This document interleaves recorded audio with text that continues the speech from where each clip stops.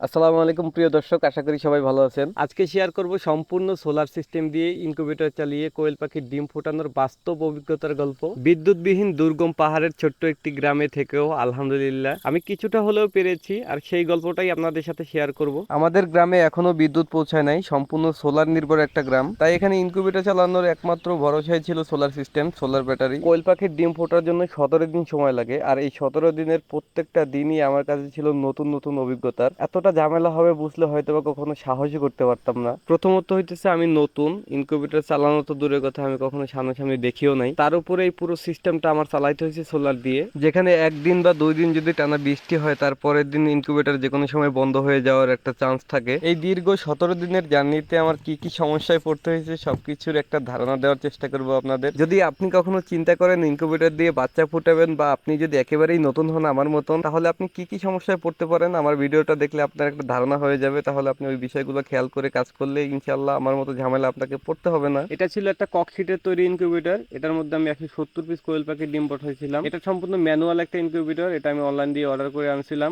এখানে ডিম ঘুরানো, আর্দ্রতা কন্ট্রোল সবকিছু ম্যানুয়ালি করতে হয়। ডিম বসানোর 4 দিন পর্যন্ত সবকিছু ঠিকঠাক চলতেছিল। 4 দিন পর হঠাৎ করে দেখি ইনকিউবেটরের আর্দ্রতা মিটারটা নষ্ট। তখন আমি একেবারে হাল ছেড়ে দেওয়ার মতন একটা অবস্থা। এরপরে আমার সাথে যেটা ঘটছে সেটার জন্য আমি মোটেও প্রস্তুত ছিলাম না। টানা 5 দিন এই একটা ব্যাটারি দিয়ে ইনকিউবেটরটা চলছে। আর রাতের বেলা হঠাৎ করে দেখি ইনকিউবেটরের আলো বন্ধ হয়ে গেছে। যেহেতু ইনকিউবেটরের মধ্যে তাপ উৎপাদন করতে হয় এবং 24 ঘন্টা একটা ফ্যান চলে, এত দ্রুত যে ব্যাটারি শর্ট পড়ে যাবে আমি বুঝতেই পারি নাই। তখন টানা এক রাত ইনকিউবেটর বন্ধ ছিল। সকালবেলা নতুন ব্যাটারি সোলার জোগাড় করে আবারও ইনকিউবেটর চালু করছি। তখন এই বাচ্চাগুলো ফুটবে কিনা সবকিছু একটা ধোঁয়াশার মতো ছিল আমার কাছে। এরপরে মেঘ, বৃষ্টি আরো অনেক সমস্যা হওয়ার পরেও আলহামদুলিল্লাহ আজকে আমার ডিমগুলো থেকে বাচ্চা বেরোতে শুরু করছে। আজকের দিনে আমার এতটা আনন্দ লাগতেছে যে আপনাদেরকে বলে বুঝাইতে পারবো না। এখন আমাকে যে কাজটা করতে হবে, এই কিউট সোনামণিদের জন্য একটা ব্রুডিং সেটআপ রেডি করতে হবে। যেহেতু আমাদের এদিকে বিদ্যুৎ নাই, আমাকে বিদ্যুতের বিকল্প হিসেবে হারিকেন ব্যবহার করে এখানে তাপ উৎপাদন করতে হবে। আমি ব্রুডিং করার জন্য একটা ওয়ালটন ফ্রিজের কার্টুন ব্যবহার করছি। এই কার্টুনটা আমার একটা বন্ধুর কাছ থেকে সংগ্রহ করা। এই হারিকেন দেখলে আসলে পুরোনো দিনে অনেক স্মৃতি মনে পড়ে যায়। জীবনের প্রথম অভিজ্ঞতায় হারিকেন দিয়ে বাচ্চা ব্রুডিং করব।